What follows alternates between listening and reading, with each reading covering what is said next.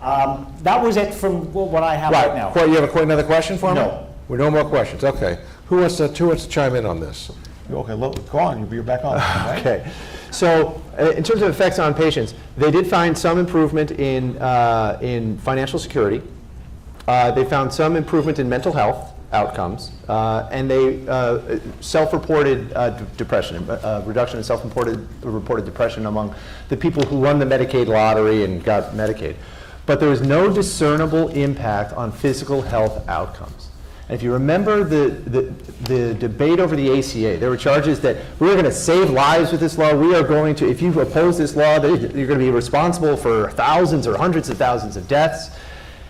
We've spent tens of trillions of dollars on this Medicaid program for years and years, and everyone was so sure that it improves health outcomes. And then along comes not just a study, but the most reliable, the most important study that's ever been done on health insurance in the history of mankind, and it could find no, and that's not an exaggeration. A little hyperbole here. That isn't, no, it's not. Bring this in for a landing. As Daniel said, this this is a randomized experiment giving people health insurance versus no health insurance, which means that it stands head and shoulders above any other study that's ever been done on the subject, and it found no discernible impact of Medicaid on physical health outcomes. That is a stunning and startling indictment of this program, because it tells us that the people who've been proposing this idea and pushing it for years and years can't even show that it improves health. Okay, let me go ahead, jump in. Make one point. I think Michael and I agree completely on what we would call as the pertinent conclusions of the study. I would say what I hope I made clear before, what this means is giving somebody a card probably isn't enough. If you live in Missouri, you're probably going to have a really hard time finding a particular provider, if you particularly need dental care or not, because there aren't that many of them out there. So it's not enough just to give people a card, but I can guarantee you one thing. If you have the card, you've got the opportunity to educate and change their behavior as they learn how to use it. If they have no card, you're not going to do anything to improve their behavior. And they'll continue to be uninsured, go to the ED for when they don't need to be there. They'll continue to get services in ways that also aren't benefiting their outcome. But isn't it startling that Medicaid was 40 years old before anyone even asked the question? You know, well, let me just add, there is a Kaiser study which indicates that Medicaid is the second most important thing to helping people out of poverty. So if you believe that poverty is sort of a cause of many other things, it certainly seems to be having some benefit in some quarters. You know, what's interesting though is if we go look at the Census Bureau release just last month, they reported that between 2013 and 2014, that a dozen states actually had a reduction in poverty. And a majority of those states did not expand Medicaid. Which may be significant or may not. Do you have anything else you want to add here? I'm sort of lost. Okay. Nick, you have one more. Mike in Kansas City, Missouri has a question for our panel. Mike, your question, please. Speaking as a refugee from the insurance industry for 25 years, I want to thank Mr. Cannon for describing the evils of insurance companies. That seems to make a great case for the free market, but there is no free market in healthcare, so single payer is the only option. Is that correct? I think that insurance companies are like other human institutions. They respond to the incentives with which they are presented. And the government in the ACA and New York's Community Rated Market, the Federal Employees Health Benefits Program, the Medicare Advantage Program, the Medicaid Managed Care Program, creates incentives for insurance companies. Oh, and even employer-sponsored insurance, where most of you probably got insurance, either have insurance or got it through your working lives, creates incentives for insurance companies to cater to the healthy and mistreat the sick. So you're right, we've never had a free market in health insurance in this country. And so we've never seen what sort of innovations, we've seen some innovations, but we've never seen the full range of innovations that the market would develop to solve that very thorny problem of how do you get people to keep their promises to the sick? Medicaid fails in that promise in a lot of ways. Private insurance fails in that promise in a lot of ways. I think most of the blame could be laid at the feet of the price controls that encourage insurance companies to do that. I would just jump in for one moment to just say I don't think it's rocket science, and I don't think it's necessarily evil. It doesn't take much to figure out if you write health insurance, it's better to have people who don't get sick than people who do get sick.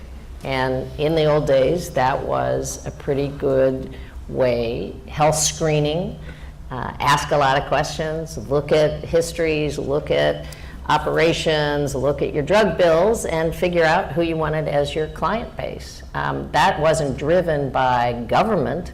It was driven by the way the industry operated and made good sense. It makes sense to have people promise they won't get sick and use their insurance. That is a pretty good strategy, or that your house won't burn down, or that you won't have a car wreck. I mean, it's the same thing. So until you, I would say, equalize that and say people can't screen for only the healthy patients, you can't deny people coverage, then you will have that continued incentive operate in the private marketplace. And that's one of the, I think, big steps forward that we're seeing. I don't know if Michael's advocating for a single payer, but that would take a level of administrative costs absolutely out of the system and make us look more like every other country on earth. Nick, do you have anything else there? Not everybody likes to ask their own question. They tick a box and say, have Nick ask the question, like Frank, and I have to decipher the handwriting. With all the problems in healthcare for profit resulted in hospitals closing down and requirements leading the needy without coverage, wouldn't it be better to place all general health care in the not-for-profit sector? Well, go ahead, Tarren. You want to talk about that? I think that, there's this notion that for-profit is bad and not-for-profit is good, when really it's a tax distinction. You still have to have income higher than expenses, whether you run a not-for-profit or whether you run a for-profit.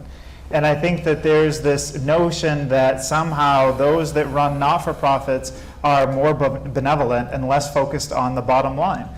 I used to live in Maine. We have 39 hospitals that are all not-for-profit. I can tell you that some of the best care that we've received is at hospitals that are not-for-profit and also at hospitals that are for-profit. They all have the same financial incentives. And I think to project that one group wears a black hat and one group wears a white hat is just not true. I think that if profit were a signal of how well a hospital, an insurance company, a physician group, a pharmaceutical company, we're making people happy, we're meeting human needs, we're healing the sick, we're providing people with financial security, if that's what profit measured, if your profits went up when you did that, I think we would all be for-profit. I'm kind of ambivalent between for-profit and non-profit, but I want to say something in defense of profits. The profits that people complain about today are profits that are made because people are following perverse incentives that were put in place by a government and would not exist in a market system. Before I get to you for a second, and you can respond to this in this stand. We've heard for a while about the incentives, or in your words, perverse incentives. Do you think that those incentives were put into the law with any support from people who are receiving them? What do you think, Dan? In general, I think it's probably likely that, they don't generally make whole laws out of, somebody sitting down with a pen and writing them down.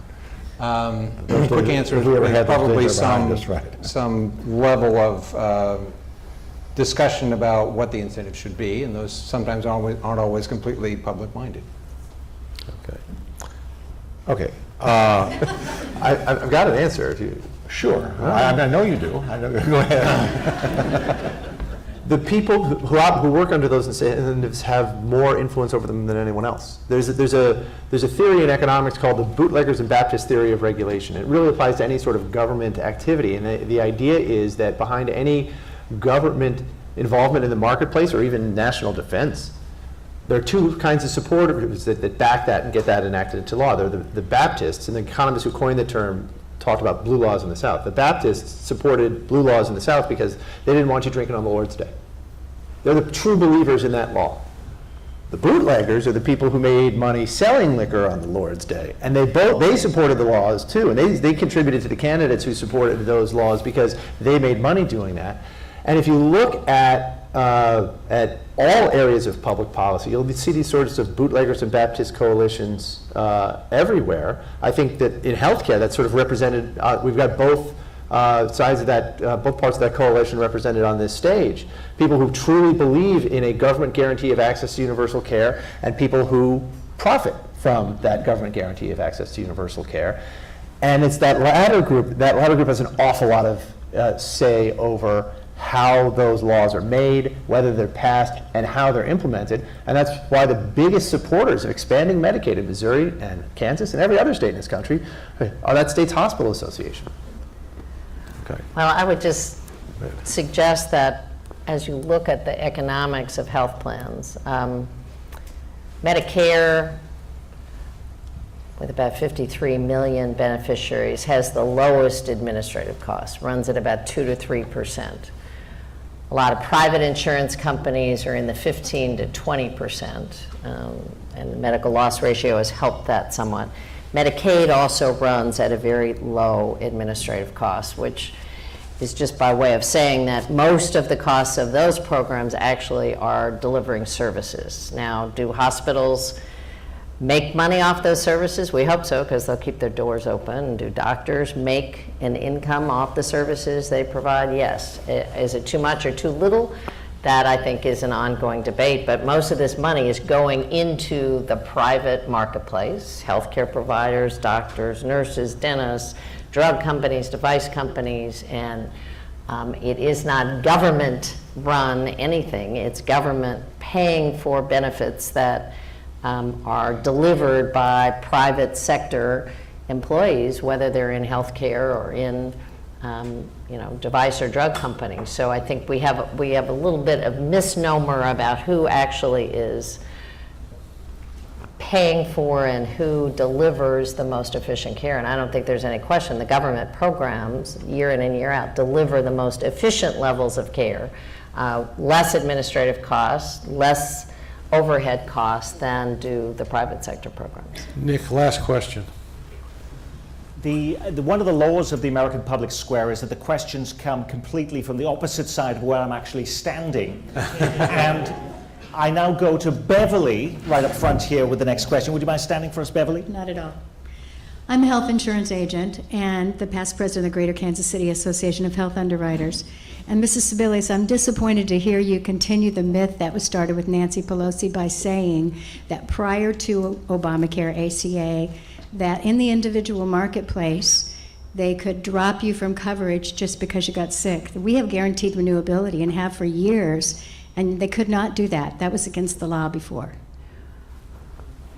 Well, I beg to differ. We actually sued some insurance companies for rescinding plans. They were running algorithms on people with HIV/AIDS. They were doing a variety of things. It was also what a lot of companies did was lock people into a plan. So they'd let everybody else out. They'd lock an individual in, and the rates would raise 15, 20, 25% a year. So you weren't necessarily, in that instance, dropped from the plan, but you couldn't get into any other plan, and all the healthy people could get out of the plan. So then we passed the law in Kansas that stopped that algorithm type thing from happening. In Kansas. Okay. Nationally, it was Prior- not the law. prior to Okay. Okay. Nationally, Thank it was you. not the law. Okay. Yeah. Okay, first of all, we're going to close now, and first of all, I want to thank each one of you for participating in the panel tonight. It was lively, and it was interesting, and I like to think that we can demonstrate how people could significantly disagree without being significantly disagreeable. And I think that this is a conversation that is going to be going on. First of all, I want to present each one of our panels. Does someone have, here they come. You know, we have the civility bells, which didn't ring tonight except maybe once. But one of our customs is we present each panelist with their own engraved civility bell. The idea is we want you all to put it in your office, and when things get a little loud or someone gets a little uncivil, you now have a way to shut it down. So this is for each one. With two-year-old twins, I'm certainly not taking it home. Thank you. That's exactly I right. could have used this at a few congressional hearings. We also have a civility bell tonight for Thank you. Bridget McCandless of the Healthcare Foundation of Greater Kansas City, who underwrote tonight's event. So if you would present her with her bell, that would be nice as well.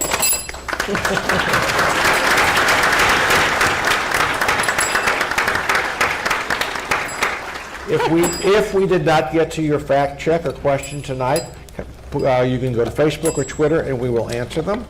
We're also hosting follow-up conversations regarding this topic, which everyone is welcome to participate in. If you're interested in this, you can sign up at the registration table on your way out the door tonight.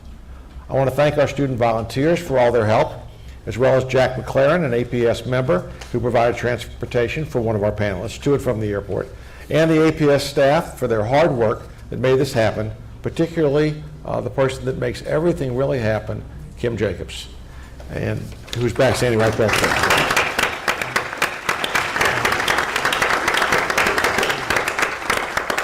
We want to tell you about an upcoming event. We have the new Faith Fellowship Series, which is going to explore faith issues in the broader context of the community, including Amy Jo Levine. Will be here on the 22nd of October in this room. You can pick up, there should be something on your table, or in your book about it. We hope you will want to attend. On December 2nd, we're going to begin a new series with the Kansas City Public Library on local issues. The first one's going to be a very non-controversial subject: what should we do about the airport? And so we hope that many of you will want to come to that. And finally, if you'll indulge me for one more moment, I want to sort of end this. There was a book written called The Big Sort. And I don't know how many of you have read it, but The Big Sort really explains how Americans have sort of separated themselves from each other, and we spend too much time around people who agree with us all the time. So we have a tendency to believe that our opinions are facts. So let me read, the way they conclude the book goes like this, which I thought was really particularly appropriate for us. In a country that is dividing by economic prospects, by years of education, by the look and feel of what constitutes a family, and by political persuasion, we continue to believe there might be a more important message we all need to hear. The message people living in a democracy must understand more than any other message is that there are Americans who aren't just like you. They don't live like you. They don't have families like yours, and they don't think like you. They may not live in your neighborhood, but this is their country too. Thank you all very much.